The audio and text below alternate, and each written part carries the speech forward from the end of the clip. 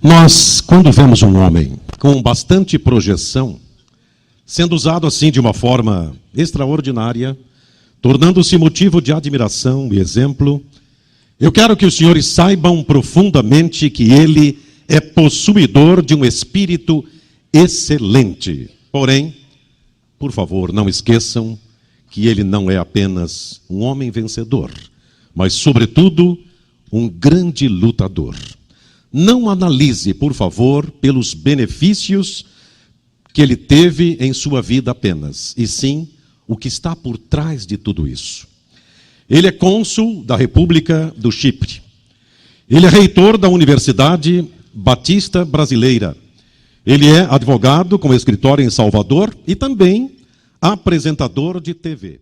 Com prazer, eu convido para a preleção desta noite este advogado, este homem que representa o Brasil no Chipre, Dr. Átila Brandão, por favor.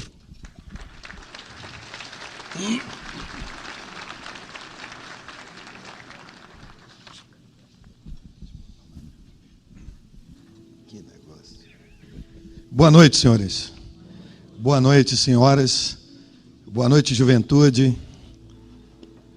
É muito bom estar aqui com vocês, trazendo nesse sotaque baianês o abraço do útero do Brasil, que é a Bahia, e da única capital que tem o nome do Senhor, Salvador. Eu quero deixar para vocês dois pequenos textos da Constituição do Governo de Deus, a lei maior da República Celeste, que é a Bíblia, e que se encontra no livro de Deuteronômio, no capítulo de número 6, nos versos 21 e 22, e também depois em Colossenses capítulo 1, 14.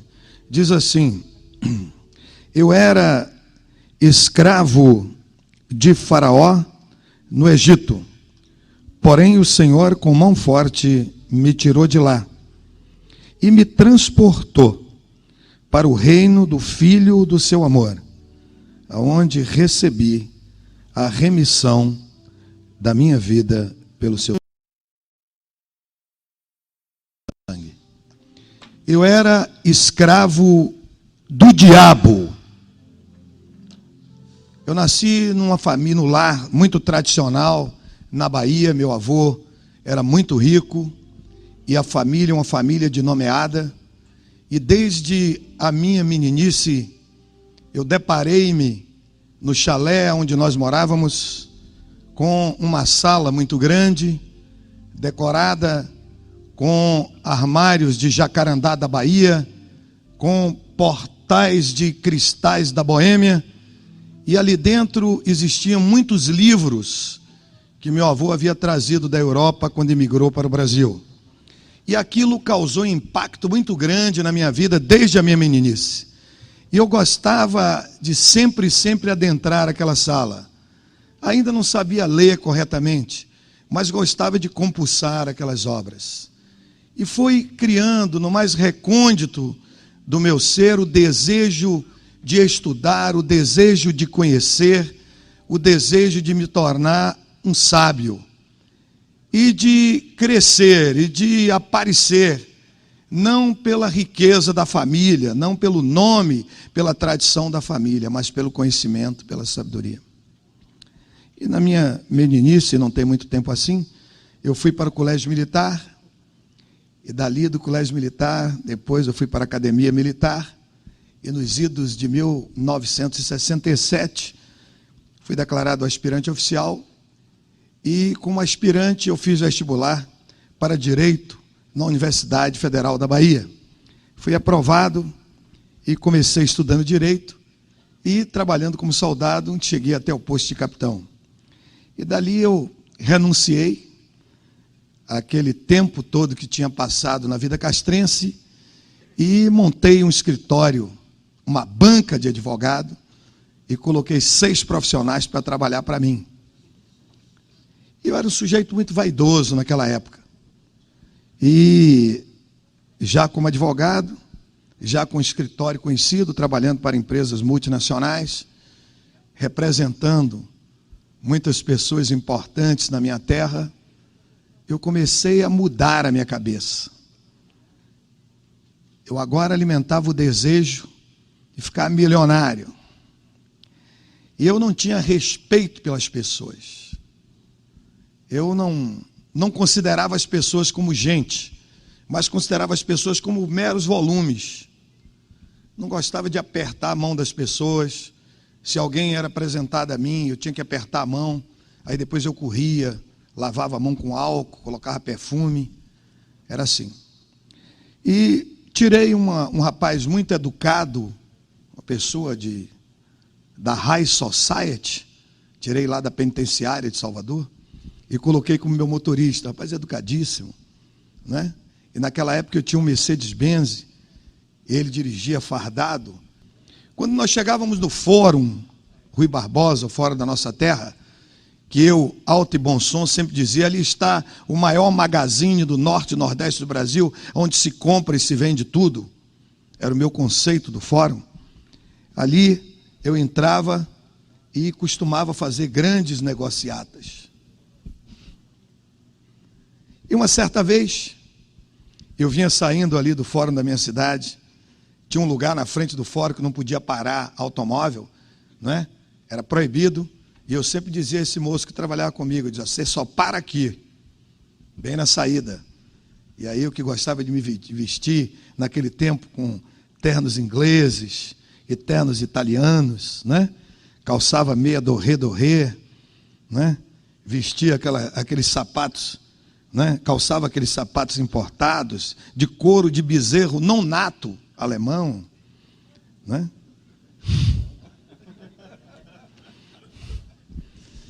E eu ia saindo ali do fórum e vi que se aproximava em direção ao nosso automóvel uma pessoa que tinha sido meu companheiro de caserna.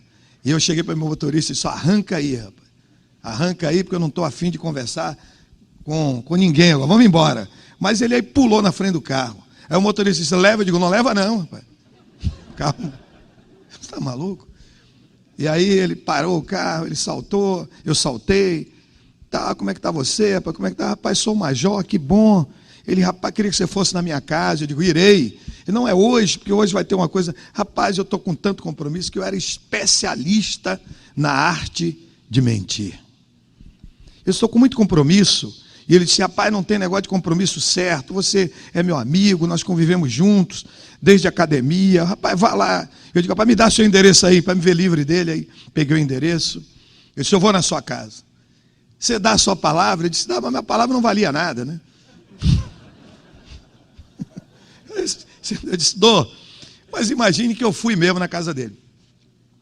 E quando cheguei na casa dele, naquela noite, eu observei que tinha muitas pessoas ali, e gente que até eu conhecia.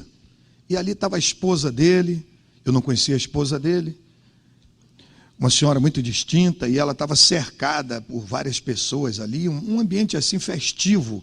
E eu, por minha conta e risco, admiti que seria o aniversário daquela senhora, né?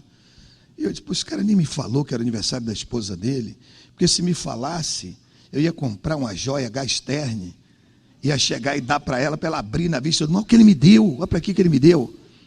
Era muito vaidoso, era um sujeito cínico, era um sujeito corrupto, era um sujeito corruptor, era um sujeito vaidoso, era um sujeito irascível, iracundo.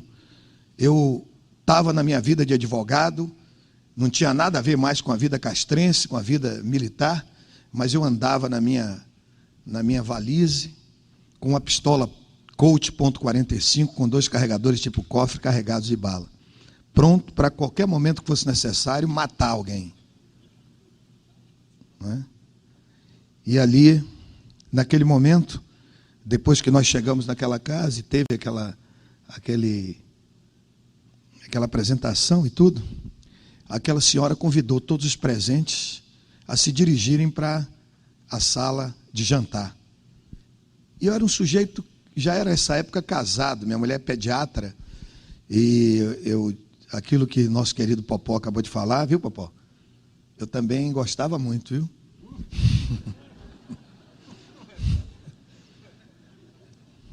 E aquela senhora me convidou para sentar do seu lado direito. Ela estava na cabeceira da mesa, me convidou para sentar do seu lado direito, lugar de autoridade. E pediu ao seu esposo, o major, que sentasse a 45 graus, assim, de mim. E eu aí olhei para ele do outro lado da mesa e comecei a sorrir.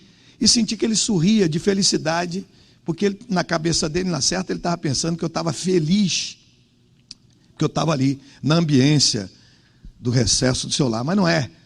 Eu estava sorrindo porque eu disse, rapaz, você se livrou de boa, porque eu não sou mais militar. Porque senão, amanhã, eu ia espalhar em toda a caserna que em casa que mulher manda, até o galo canta fino. E depois que ele sentou, que as pessoas assentaram-se, mandou apagar as luzes e ficou aquele ambiente penumbrado. Eu digo, meu Deus, eu não sabia que esse cara é maluco, vai ter aqui o quê?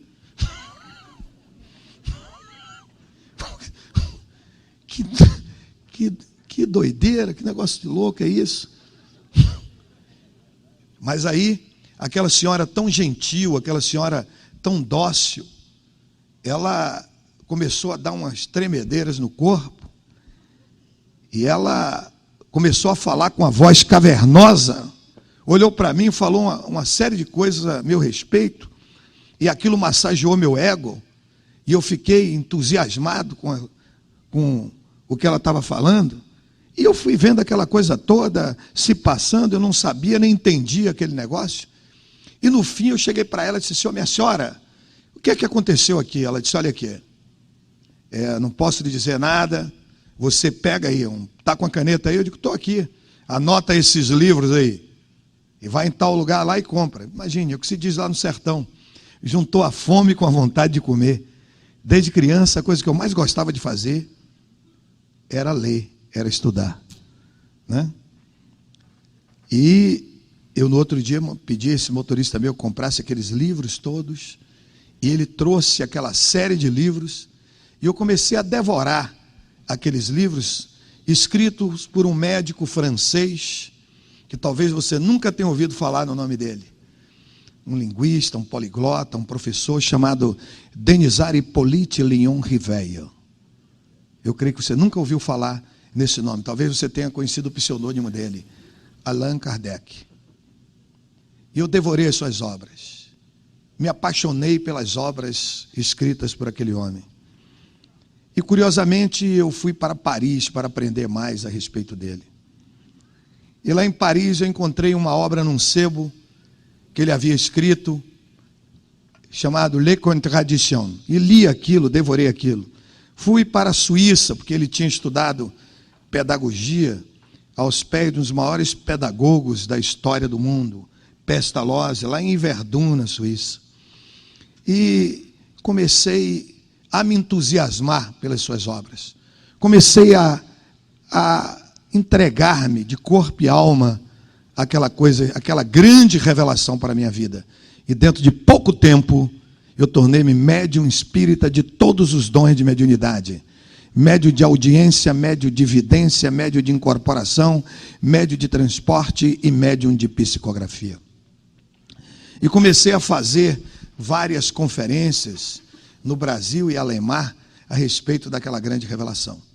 Uma certa vez, num congresso espírita nesse país, eu encontrei um homem muito conhecido, hoje ele já é falecido, e muito respeitado nessas lides.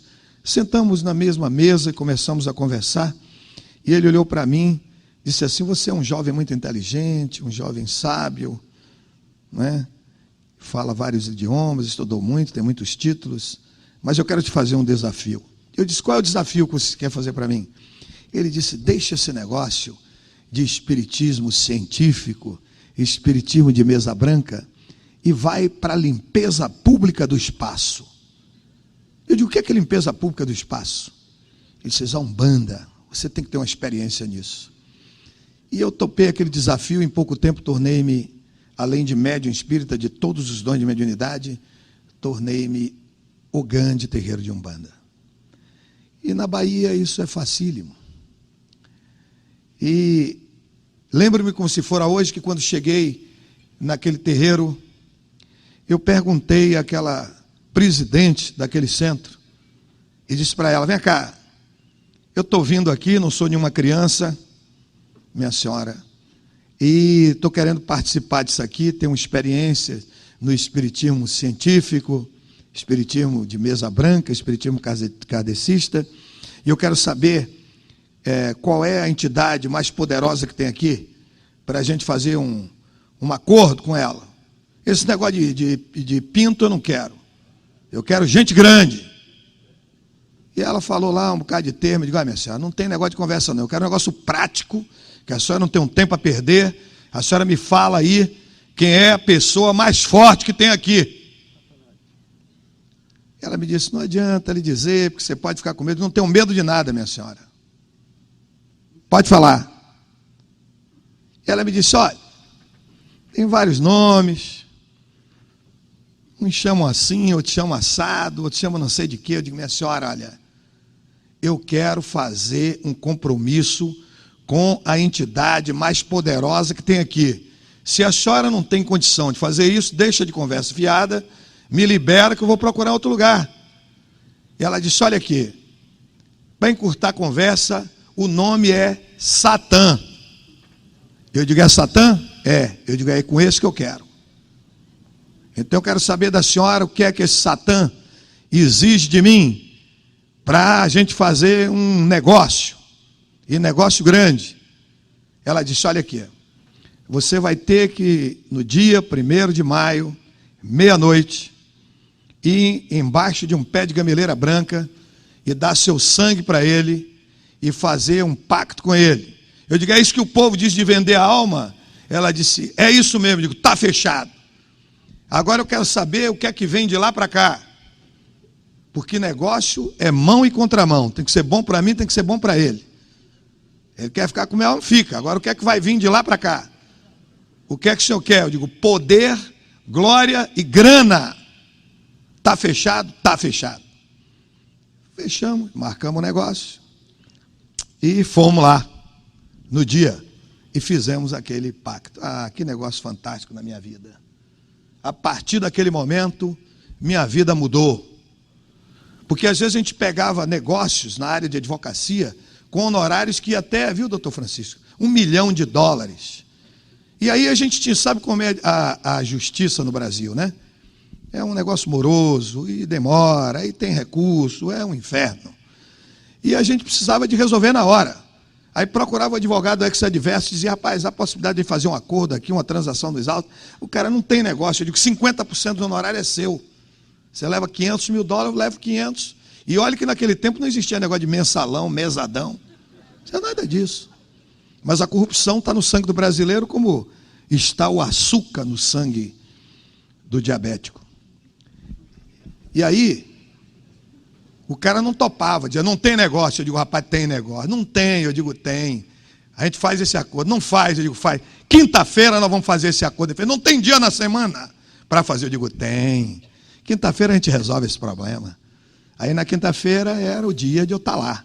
E quando dava meia-noite em ponto, meu santo de frente, meu santo de cabeça, chegava no terreiro e todo mundo começava a correr com medo. E eu chegava ali e dizia: fala, Satã. Diga aí, desgraçado. Temos um negócio para a gente fazer aqui. Conhece o doutor fulano? Conheço. Eu quero que você mata ele em 24 horas. E pode pedir o que você quer, se for matar. E no outro dia eu tinha um prazer de ler o jornal de maior circulação e ver: advogado fulano de tal, saindo de casa com sua esposa, seus filhos, uma caçamba desgovernada bateu e matou todo mundo. Eu disse: Satã, o negócio funciona. É assim que a gente vai começar essa parceria e vai até o fim. E aí as coisas iam, ver juiz, não queria despachar, bota um infarto no miocárdio dele. Você bota a esposa dele para botar um pá de chifre nele, boto. E a coisa funcionava, você via que tinha resposta. Então eu me senti o rei da cocada preta. Uma certa vez, eu fui chamado para ser advogado contra petróleo brasileiro. E ali estava, como ex-adverso, um dos grandes mestres do direito nesse país, chamado professor Josafá Marinho. Eu fui lá e falei com o Satã: Satã, olha para aqui, esse sujeito aí, rapaz, é até covardia eu ir para lá, contra petróleo brasileiro, poder econômico. Eu estou defendendo um sujeito pela assistência judiciária. O cara não tem onde cair vivo, que morto o sujeito cai em qualquer lugar. Não vai me pagar nunca. E eu tenho que arrancar esse dinheiro da petróleo. E como é que eu vou ganhar? Ele disse: você vai para Brasília, no Tribunal Federal de Recursos, e lá você vai ganhar por unanimidade com o voto contra. Eu digo, desgraçado, como é que eu posso ganhar com voto por unanimidade se tem um voto contra? Ele fez, cala a boca e vá. Eu digo, otário. Era assim que a gente se tratava. E aí lá vai eu para o Tribunal Federal de Recursos. E naquele dia eu tive um troféu, viu, doutor Francisco? Fazer uma sustentação oral no hoje extinto Tribunal Federal de Recursos. Advogado novo da província da Bahia, contra o mestre Josafá Marinho. E aí começou a hora do julgamento daquele processo. E o relator expôs lá o seu voto, e saiu todo mundo votando com o relator a meu favor. Eu disse, poxa, quando chegou no último, entendendo? Tinha um detalhe que o meu santo de cabeça, meu santo de frente na época tinha me dito, para você saber que eu estou nesse negócio, o ministro que vai votar contra vai estar de terno branco. Peraí, no Tribunal Superior, o sujeito de terno branco, rapaz? Eu disse, então você está variado. Rapaz, vá. Quando eu cheguei lá, ele estava realmente vestido de terno branco, com a toga por cima, né? E ele pediu que trouxesse o processo, e abriu assim o processo e disse assim, a aposta na inicial deste processo, a chancela do advogado da Petróleo Brasileiro, doutor Peçanha Martins, hoje ele é ministro do Tribunal Superior de Justiça. Meu filho, razão porque me julga impedido de votar. Eu ganhei a unanimidade, o voto contra não, o cara está impedido, né? E assim era a minha vida. E eu cheguei para minha esposa uma certa vez, já tinha filho, tinha várias amantes, uma para cada dia da semana, dava carro, dava apartamento, dava joia, dava tudo. E aí quando chega um dia, eu cheguei naquele terreiro ali, e quando deu meia-noite, eu vi uma voz assim.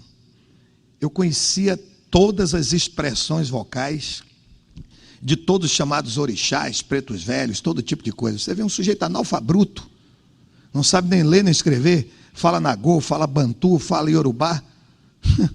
Imagine uma pessoa de nível superior ali dentro. Eu conhecia todas as expressões vocais, todos os tipos de toque, todas as 7 linhas da alma, eu conhecia tudo. Todos os tipos de vozes que você ouvisse ali, eu era médio também audiente. E naquela noite eu ouvi uma voz que dizia, aí não é o meu lugar. E para vocês terem uma ideia, a essa altura da minha vida, eu era médio espírita de todos os dons de mediunidade, era o Gandhi terreiro de Umbanda, era do Seixonoe, era do Hare Krishna, era meditador transcendental, era mestre de maçonaria, era mestre de Rosa Cruz, era do Grande Círculo Branco, era yogi, era zen budista, era budista, vice-campeão baiano de karatê, mestre de capoeira de Angola, era do Grande Círculo Branco. E eu ouvi aquela voz ali dizendo, aí não é meu lugar.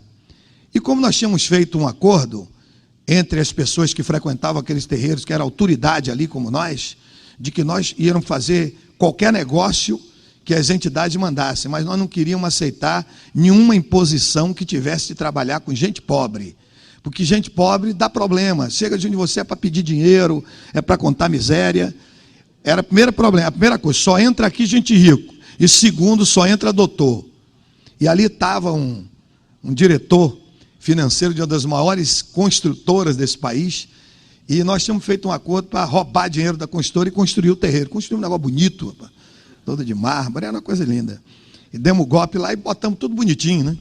E nessa noite ele estava junto de mim, e eu disse, doutor, eu acabei de ouvir uma voz aqui que disse, aí não é o meu lugar. Ele, rapaz, já está meia-noite já, nós vamos embora daqui a pouco. São 75 quilômetros para a gente chegar em Salvador, rapaz. Vamos continuar nosso trabalho. Eu digo, rapaz, eu nunca ouvi uma voz igual a isso, não. Não viu como? Aqui a gente ouve todo tipo de voz. Eu digo, rapaz, uma voz melíflua. Aqui, as vozes que falam aqui para a gente o dá ou desce.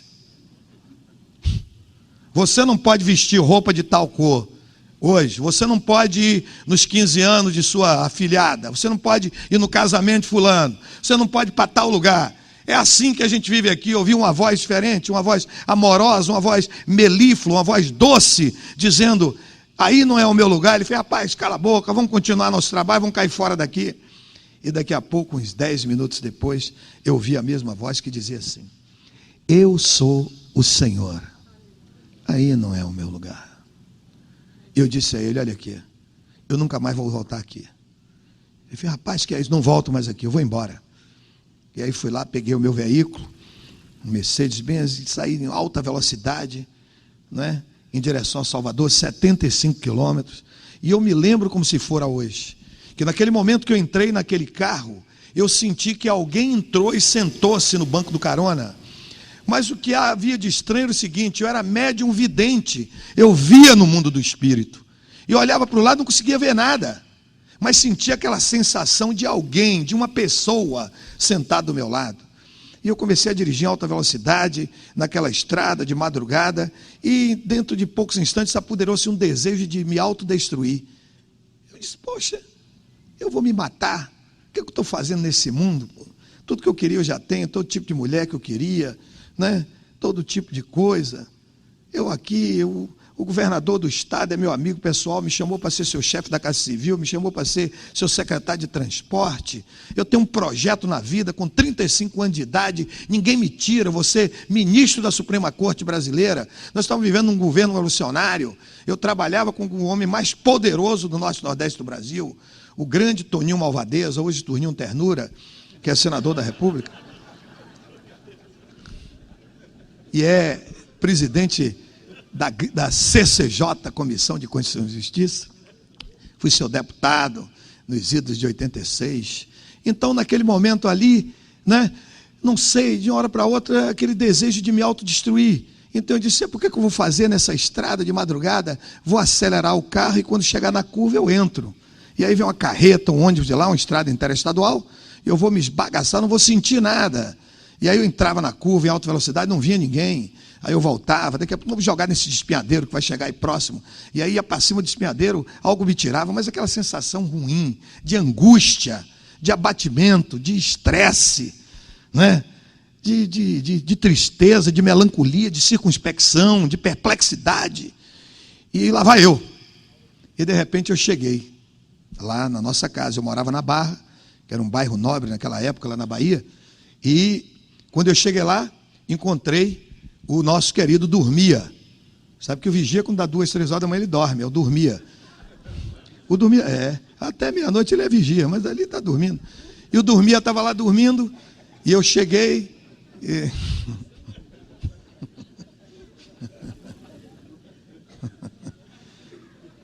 Parei o carro assim, e saí assim de mansinho, e senti que aquela pessoa, aquele corpo que estava ali do meu lado, estava me acompanhando, mas não conseguia ver.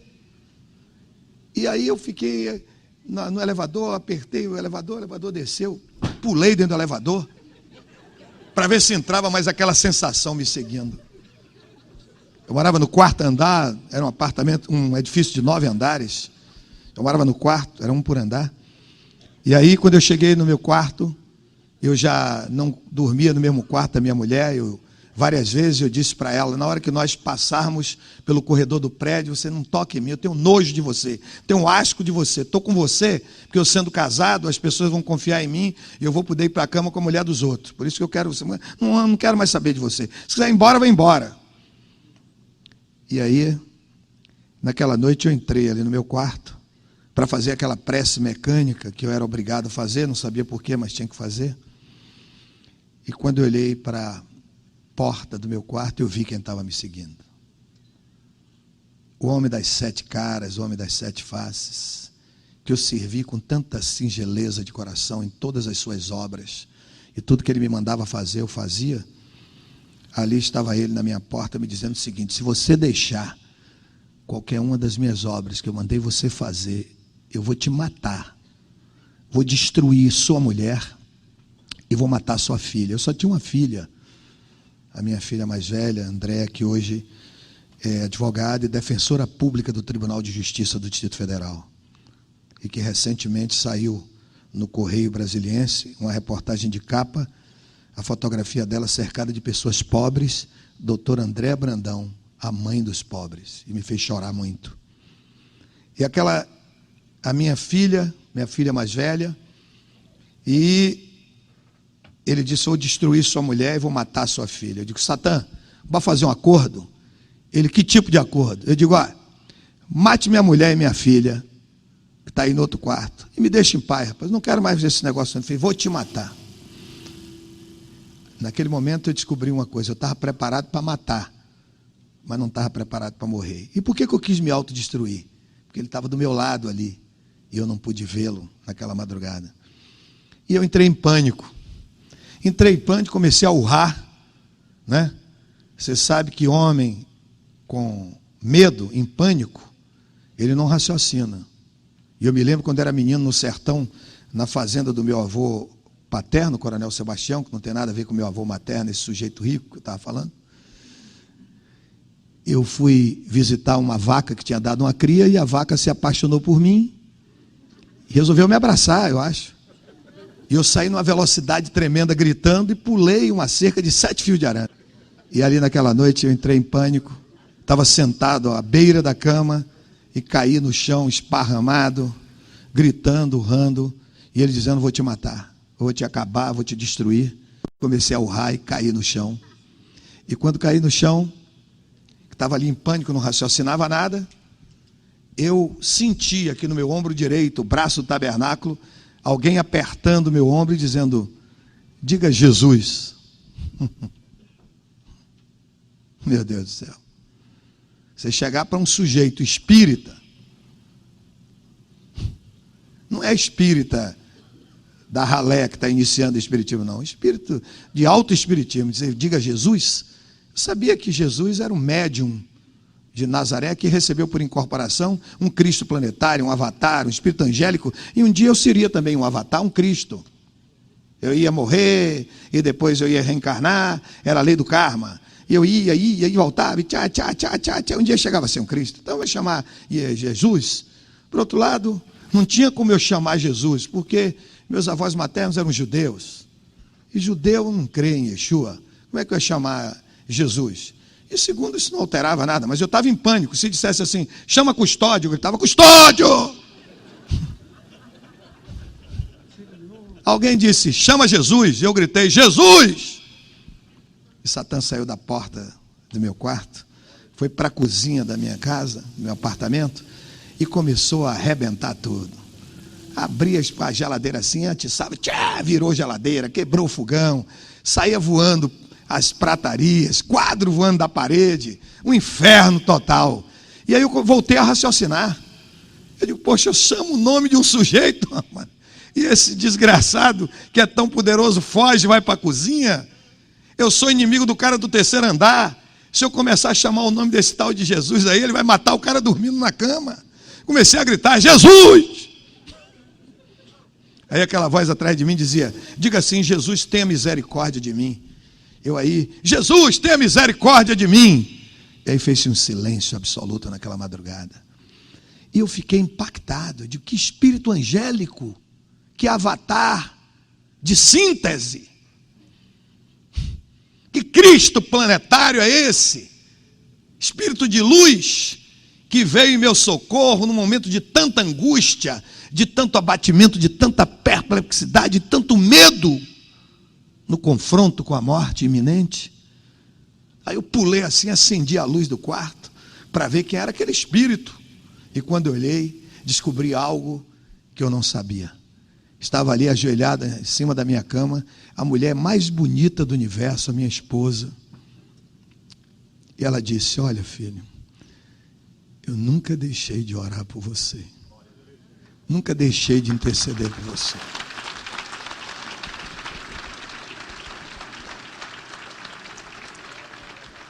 Eu te amo. E naquela noite ela me falou, não da história de Jesus, mas me falou do Jesus da história. Ela não me falou na palavra de Deus, mas ela me falou no Deus da palavra. Ela não me falou dos milagres do Senhor, mas me falou no Senhor dos milagres. Ela não pediu para que eu usasse um crucifixo no peito, mas que eu tivesse Cristo fixo no meu peito. E começou a me falar. E eu que já tinha passado por tudo quanto é religião, naquela madrugada eu descobri algo que é uma verdade axiomática.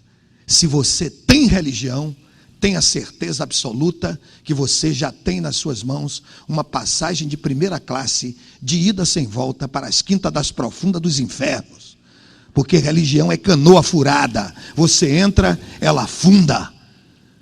Mas se você tem Jesus, você tem a garantia de um dia, quando você partir dessa vida, adentrar Jerusalém Celeste pelos portais de pérola. Porque só Ele...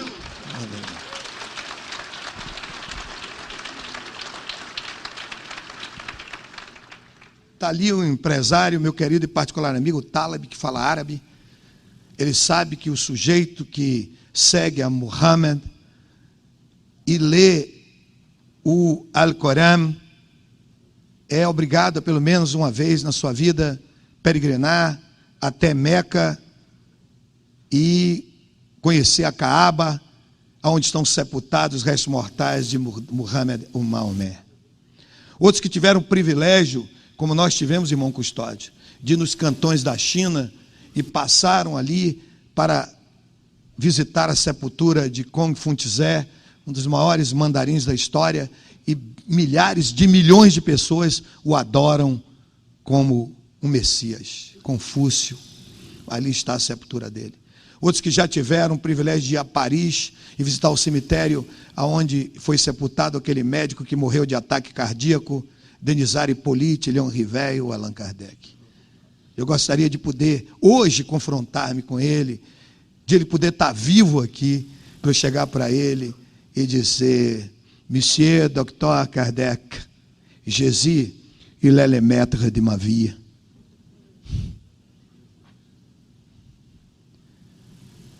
Outros que seguem por aí, tantos outros gurus e tantos outros mestres.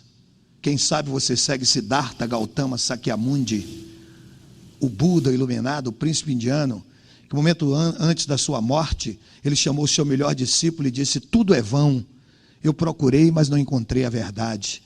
Quando eu morrer, eu quero que você me queime e jogue minhas cinzas no rio sagrado. E Yeshua, de que eu estou falando a vocês, Jesus, se você tiver o privilégio, que eu e outros já tivemos, de ir a Jerusalém, visitar o túmulo do jardim, você vai descobrir que o túmulo está vazio. E há mais provas que Jesus ressuscitou dentre os mortos do que Cabral descobriu o Brasil.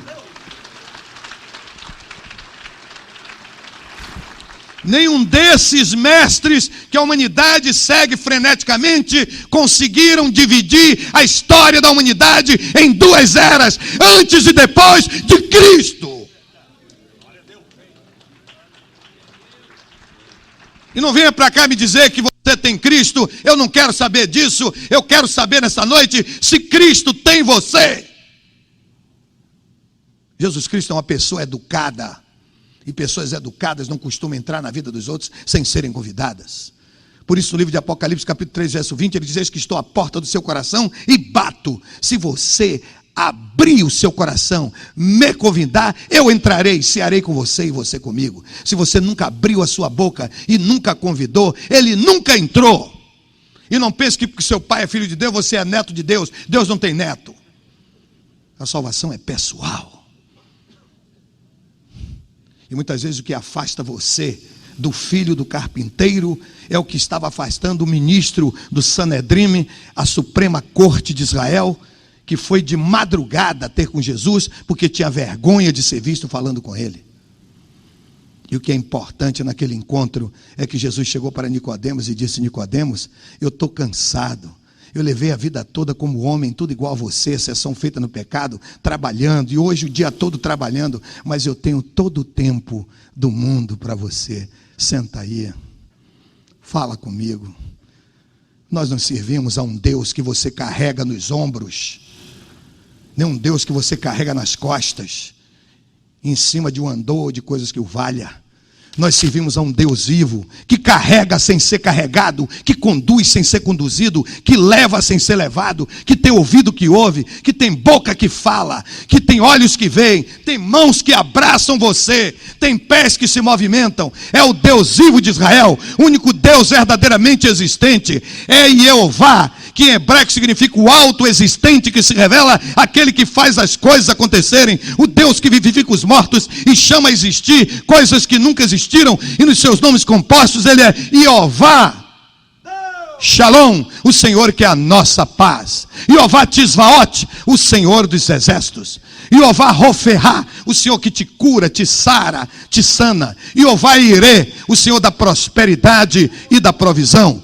Jeová Tzidkenu, o Senhor que é a nossa justiça. Jeová Mikdaskin, o Senhor que se revela. Jeová Shammah, o Senhor que está presente, está mais perto de nós do que o ar que nós respiramos. Ele é El, a forma singular de Deus Criador. El Shaddai, o Deus Todo-Poderoso. E Shaddai em hebraico significa uma abreviatura de uma frase linda, Shomer Dalet Israel, que é o Deus que guarda as portas de Israel. E a palavra Shaddai em hebraico vem de Shad, que é seio, teta, peito de mulher. Significa o Deus que te amamenta, te alimenta, te sustenta e te sustenta nos seus próprios seios. E como ele é varão, não tem peito para te amamentar. Significa que assim como ele mesmo diz na sua palavra que prevalece, assim como a mãe que amamenta o seu filho, abandona o filho a que amamenta, todavia eu nunca te deixarei e jamais te abandonarei, diz o Senhor dos exércitos, Jeová Tisvaot. E ele diz, deleita-te também no Senhor, tome leite, mame no Senhor, e ele satisfará o que deseja o seu coração.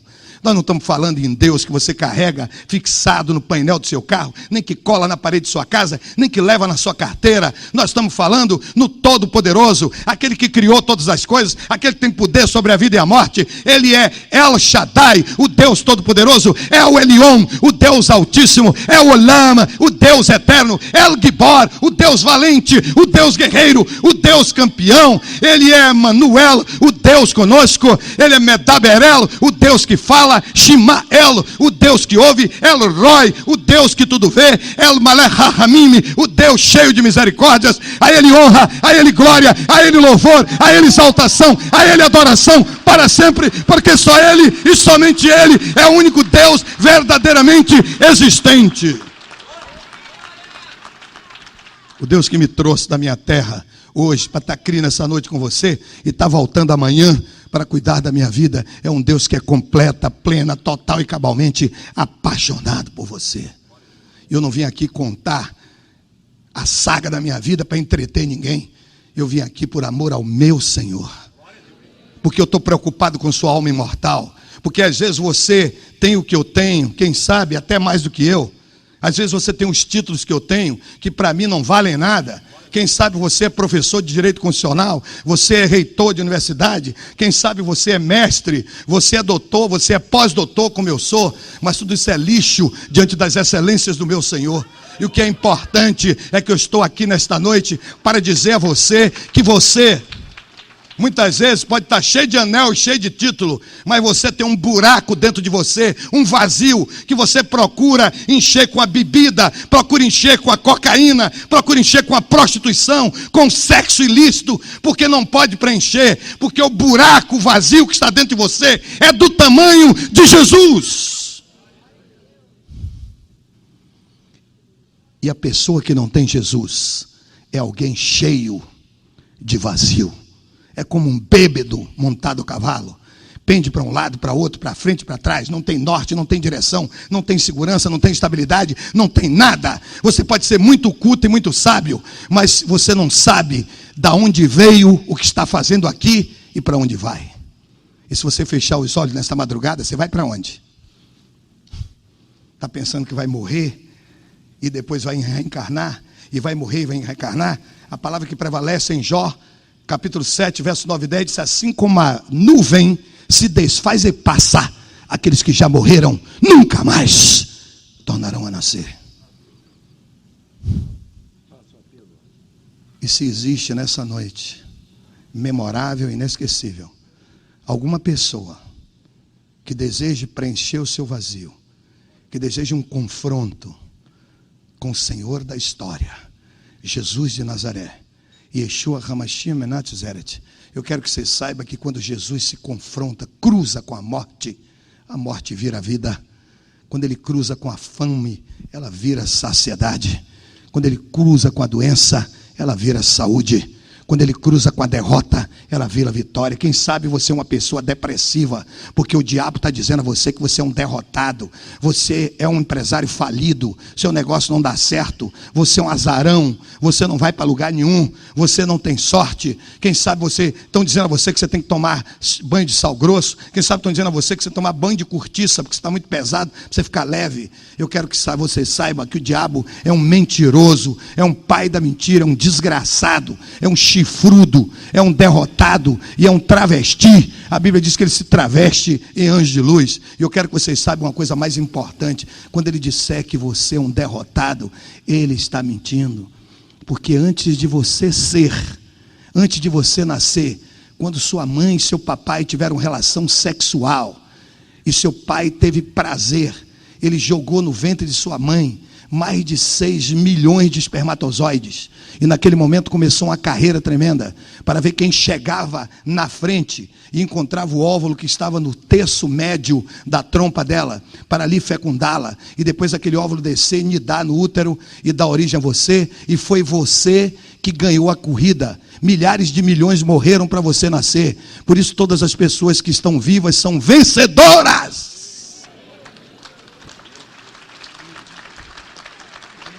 Você não é nenhum derrotado, você é um campeão, você é um maratonista. Por isso que a Bíblia diz que aquele que está em Cristo é mais do que vencedor. Você não é igual a todas as pessoas da humanidade que são vencedoras. Você está acima, você é sobrenatural, você está vivendo em nova dimensão. Porque se alguém está em Cristo, nova criatura é. As coisas velhas já passaram, eis que tudo se fez novo. Se você nessa noite sente agora o desejo de entregar a sua vida ao Senhor, de convidá-lo para entrar na sua vida, fazer esse convite, como você foi convidado. Tem aqueles seguranças ali na porta para impedir que pessoas que não têm convite, os bicões, os furões, entrem aqui. Você entrou porque você tem um convite. Jesus, ele é uma pessoa muito importante. Jesus é Deus, ele é o Deus Filho, e ele quer entrar na sua vida nessa noite. Eu me lembro que estava saindo, vindo o repórter, e apareceu uma propaganda, American Express. Não saia de casa sem ele. É mentira. Jesus Express. Não volte para casa sem ele.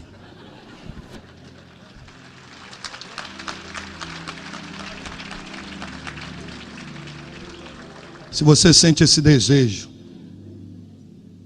eu quero que você saia daqui nessa noite declarando o seu amor por ele. Que você diga: eu te amo, Jesus Cristo. Que você diga: ich liebe dich, Jesus.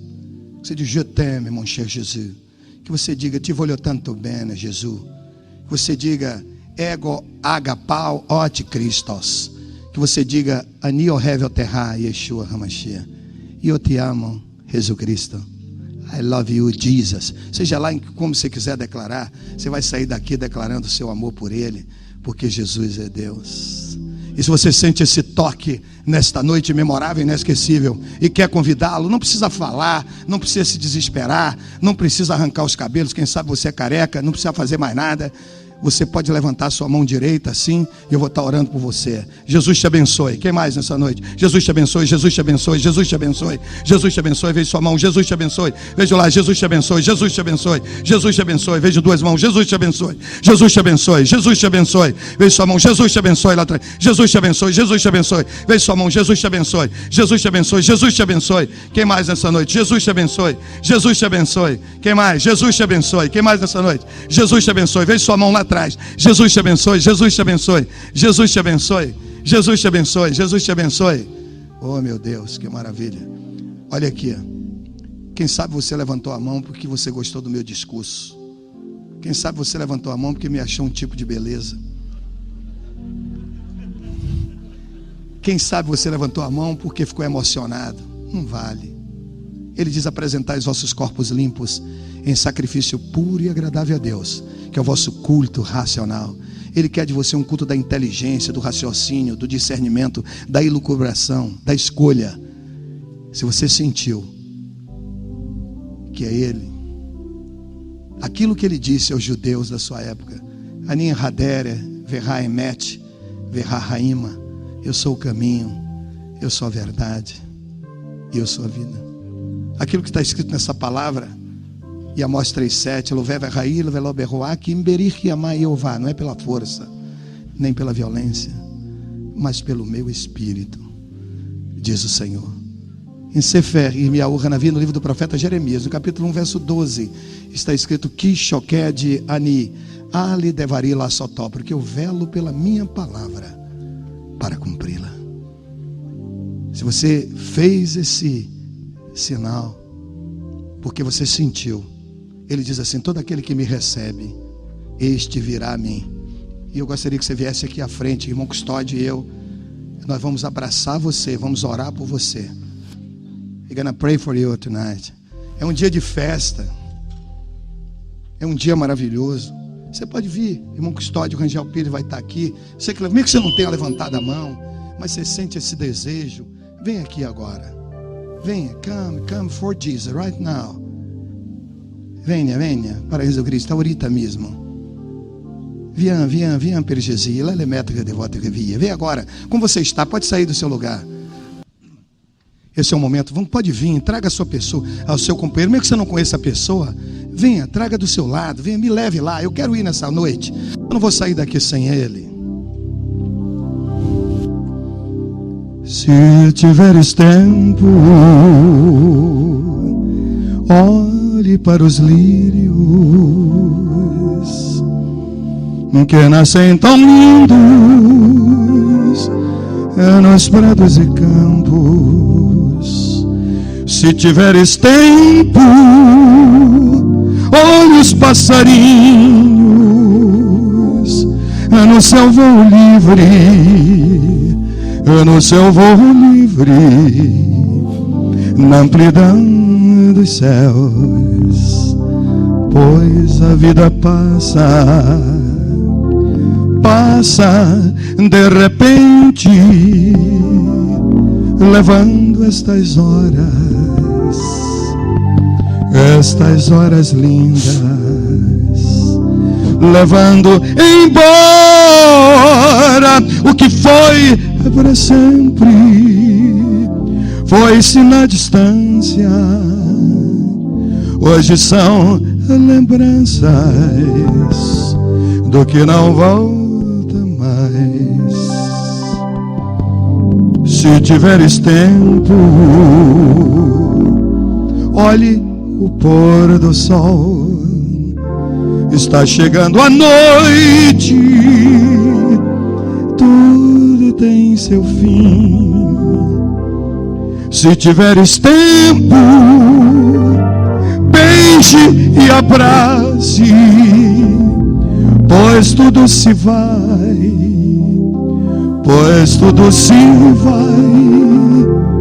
e não volta mais. Pois a vida passa de repente, levando estas horas lindas, levando embora o que foi para sempre, foi-se na distância. Hoje são lembranças do que não volta mais. Se tiveres tempo, olhe para a cruz.